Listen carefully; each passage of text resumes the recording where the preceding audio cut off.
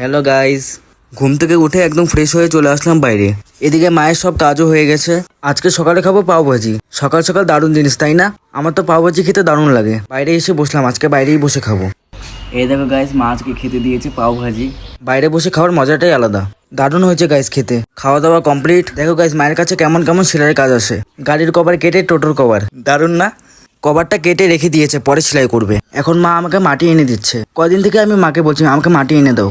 এই দেখো গাইস, এই মাটিগুলো এখন বস্তাতে ভরবো। এই মাটিগুলো হচ্ছে সার মাটি। এই যে আমার এক মিষ্টি বোনের নাম নিতে বলেছে, বোনের নাম আরাধ্যা। বোনের তোমার নাম নিয়ে নিয়েছি। এই যে দেখো, এই দেখো এই আদাগুলো ঘরে থাকতে থাকতে গাছের মুখ বেরিয়েছে। এগুলো এখন আমি বুনে দেবো। জানি না কেন এই আদাগুলো আমাদের বাড়িতে ডাইরেক্ট মাটিতে বুনলে হয় না, এরকম ভাবে বস্তাতে বুনলেই হয়। এর জন্য আমি বস্তাতেই বুনে দিচ্ছি। এই গেছে আদা বোনা। এখন বস্তাটা আমার জায়গা মতো রেখে দিবে, ওটা তো আমি পারবো না। এই যে মা নিয়ে রেখে দিল। এই দেখো গাছ, এটা আগে বুনেছিলাম, কত সুন্দর গাছ হয়েছে। আর কয়েকদিন পরে এটাতেও হবে। গাছ বোনা কমপ্লিট। এখন মা কাপড় ধুচ্ছে আর আমি দাঁড়িয়ে দাঁড়িয়ে দেখছি। এই দেখো আমার পাশের বাড়ি বুনু এসেছে। বুনু মাকে কয়েক বালতি জলও তুলে দিল। কত ভালো না আমার বুনু? আমাদের এদিকে যেন সবাই ভালো। আমিও মাকে একটু হেল্প করে দিচ্ছি, জামা কাপড়গুলো জল কাচা করে দিচ্ছি। এখন সব জামা কাপড় কাচা হয়ে গেছে। আমি এখন কমফোর্ট দিয়ে সব ভিজিয়ে রেখে দিলাম, পরে মা মেলে দিবে। এভাবেই কিছুক্ষণ ভেজানো থাক। আমি এখন একবারে স্নান করে নিব। এই যে আমাকে মা স্নানের জলও দিয়ে দিচ্ছে। গাইস, একবারে স্নান করে চলে আসলাম।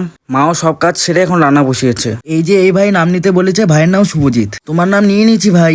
টাটা গাইস, আমার চ্যানেলটি সাবস্ক্রাইব করে আমার পাশে থাকবে।